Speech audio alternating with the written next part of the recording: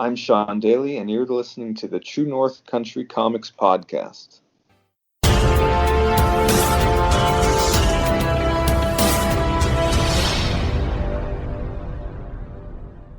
Welcome to the True North Country Comics Podcast, dedicated to promote Canadian comic book creators and supporters. It's June 25th, 2021.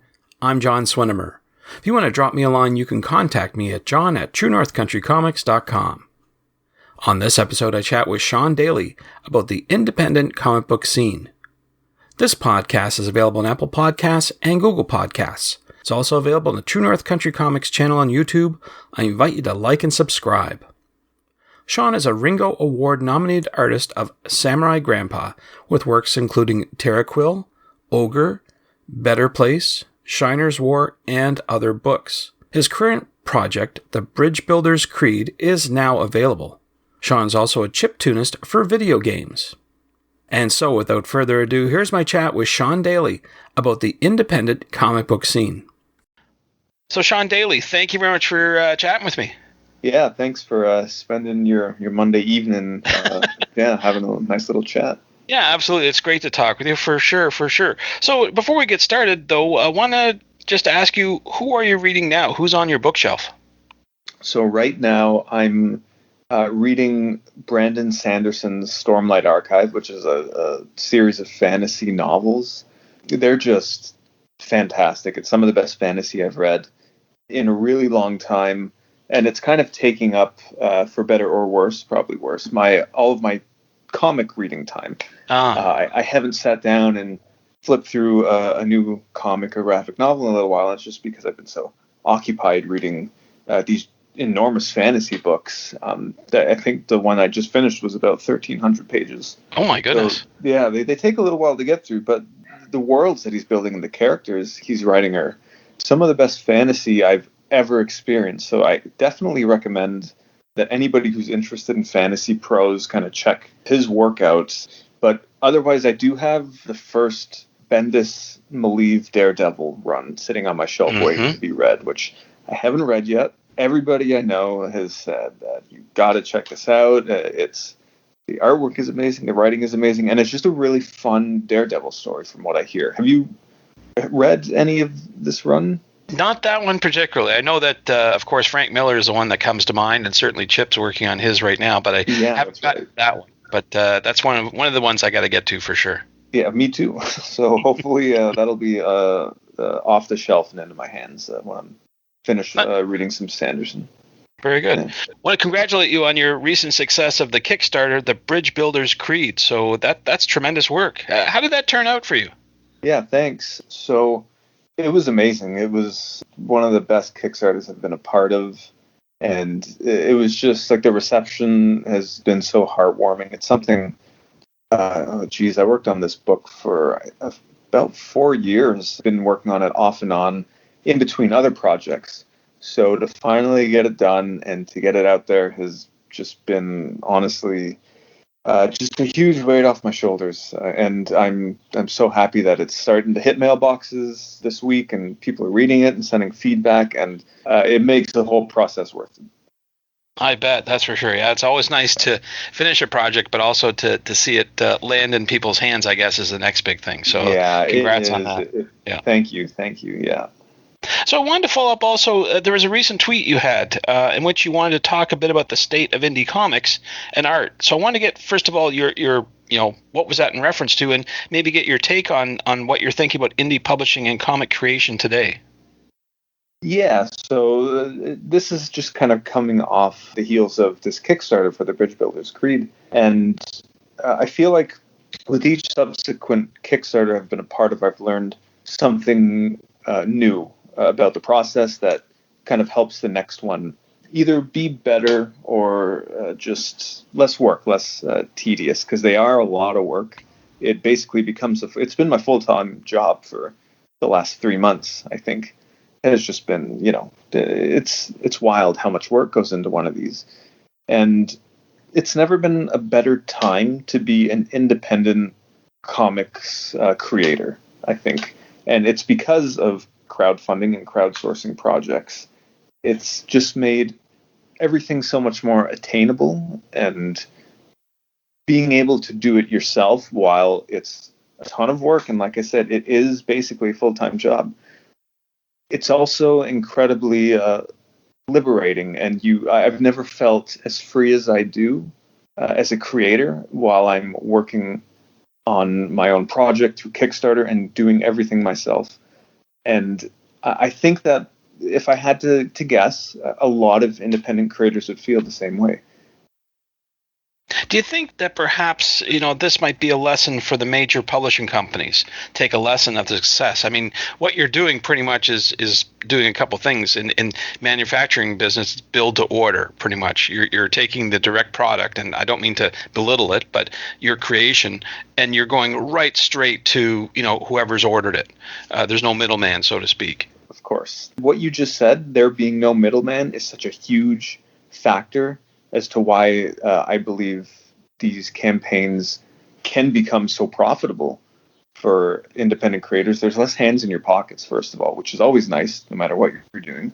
And while, again, you have to work a little bit harder, you get to keep more of the money that you're making off of these. And I do think that larger publishers can learn a lot, because at the end of the day, they're still using the same model, essentially, that they've been using for over 50 years in many ways, And personally, I think that a lot of choices these days are a little outdated, and in order for them to see more profit, and just for comics to become more profitable, they're going to have to make some changes, and they definitely will be able to look to what indie creators are doing today. They're going to be able to take some ideas, and they're going to be able to implement them. And I'm all for it. I know I've heard some buzz from people on Twitter who are a little frustrated at some comic publishing companies, especially the ones that are doing all right, using Kickstarter and Indiegogo and other crowdsourcing platforms to raise funds to print their books. I don't think there's anything wrong with that. I don't think it does anything that creators should be afraid of, especially indie creators. I think it's healthy for the state of comics, and honestly, I hope I see it more, because that's going to get even more people reading comics than ever before, I think. So I welcome it. I'm looking forward to seeing what happens next. Sure, absolutely. I also wanted to get your sort of impression of whether the pandemic has any impact on the success of independence. I mean, we've seen, unfortunately, like stores, comic book stores having to close because of certain conditions, yet Kickstarters can continue outside of this. Do you think that might be an impact? Oh, huge impact. And if I'm not mistaken, I think 2020 was the best year ever for comics on Kickstarter, if I remember reading that properly. And I don't doubt it one single bit. I think that, again, like direct to consumer is going to be the way that not just comics, but a lot of different businesses are going to be moving forward with. It just makes so much sense. But the pandemic definitely affected that. And whether it's in a good way or bad way, I can only speak from my personal experiences. And what I saw was a lot of kind of good things happening with comics online, and getting books directly to the people who want to read them with fewer steps in the middle.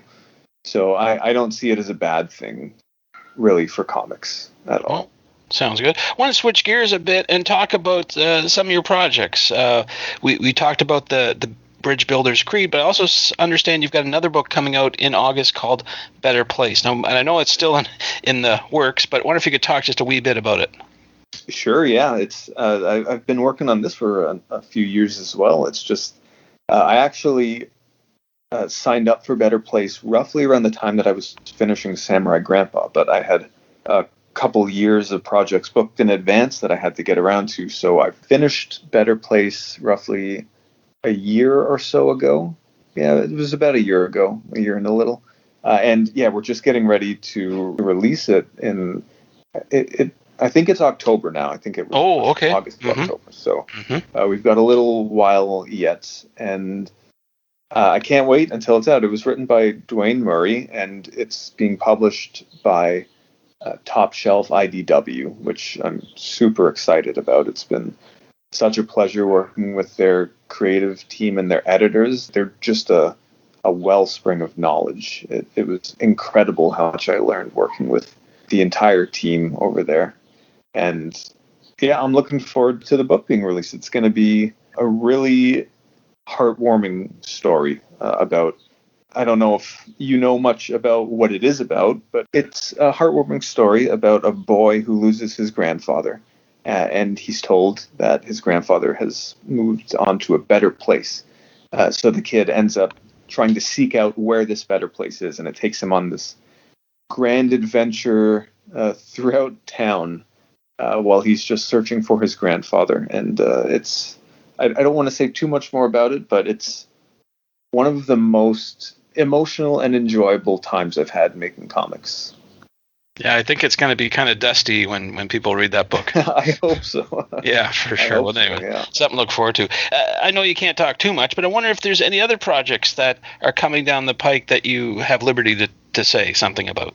Yeah, so I am almost finished writing a second volume of Terraquil, which is going to be 10 new short stories that take place in the world. It's kind of a sequel to the first Terraquil book in many ways, but not necessarily a direct sequel. There will be some reoccurring characters and locations and stuff, but that I'm just starting the first pages of that coming up next month as I finish writing it. So that's on the way, and also that's going to all be published online for free.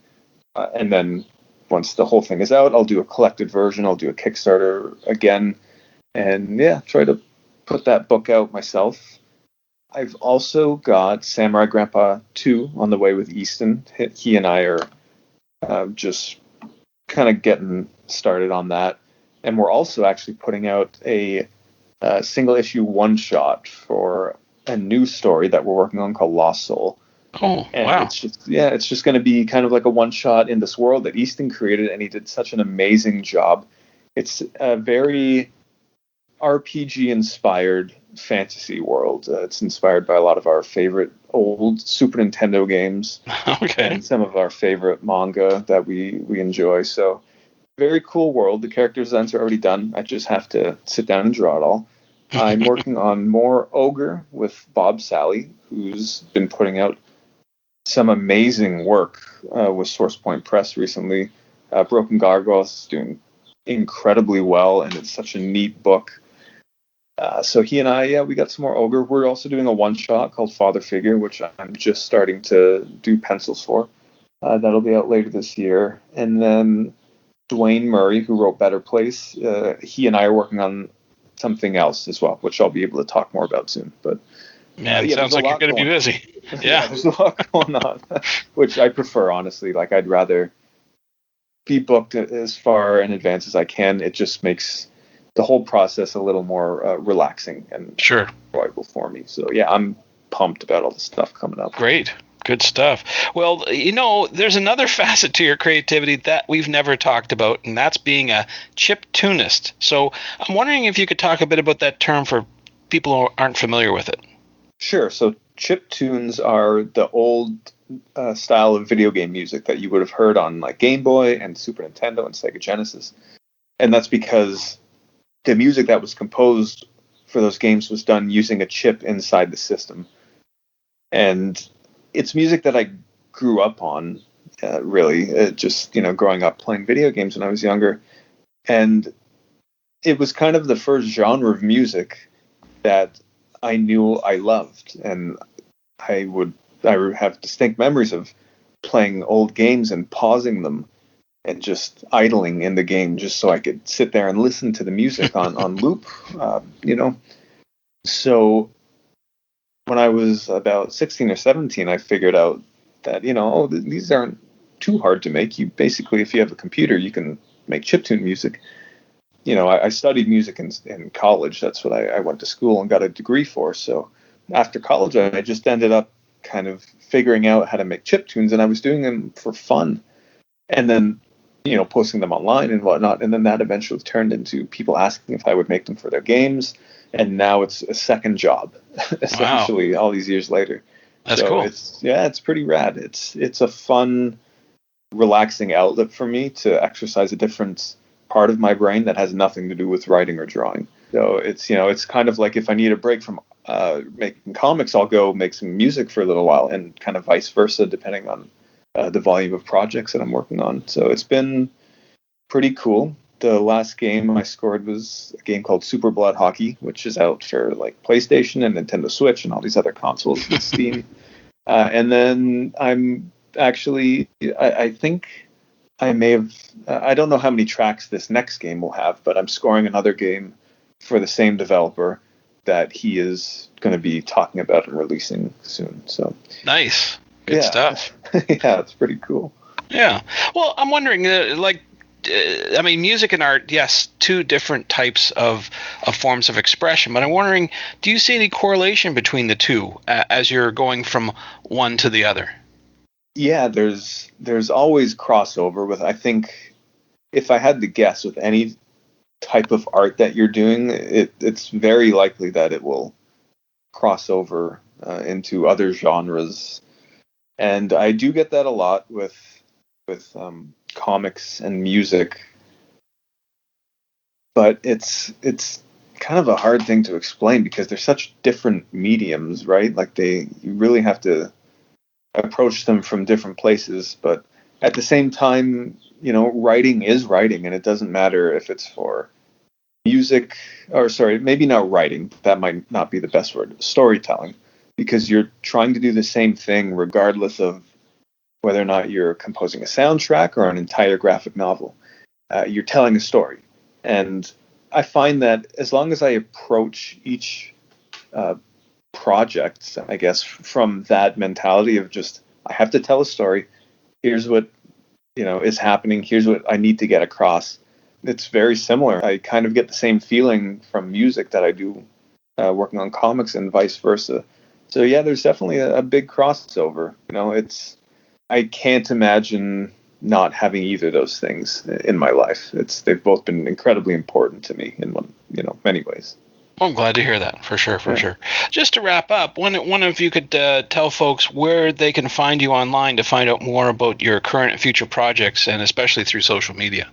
Yeah, so I mostly use Twitter, which is just at Shawn Daley, and I use Instagram a lot for photos, obviously, which is Shawn_Daley. And that's mostly it. I try not to be in too many places at once, just so I have time to actually get my work done. It's social media can be a little time consuming sometimes, but I do hop on, I do check it, and I do share as often as I can. I just started a Patreon page that I think the link is in my Twitter bio, where I'm posting artwork in advance. I'm doing Q&As each month, and I'm doing complete page breakdowns from pencils to inks to paints, and discussing why I made all the choices that I did. I'm hoping it's going to be a hub for anyone who's learning comics, or who enjoys the process, or who just wants to learn more. I'd like it to be like an educational place where people can pop in and just learn about putting comics together. So yeah, that's mostly where I am. That's probably the best place to find me. Thanks to Shawn for the chat. You can discover more about Shawn on Twitter at Shawn Daley, that's ShawnDaley, and on Instagram at Shawn_Daley, and online at ShawnDaley.ca. Shawn also has a Patreon page available at patreon.com/ShawnDaley. And thanks to you for listening to the True North Country Comics Podcast. If you haven't done so already, please subscribe to and like this podcast on Apple Podcasts. Please leave a good rating. Also, check out the TrueNorthCountryComics.com website and follow along on Twitter at True North Comics. True North Country Comics is now on YouTube. Please like and subscribe to that video channel. Please send your feedback to John at TrueNorthCountryComics.com. Thanks again for listening, and come back soon for another episode. Bye for now.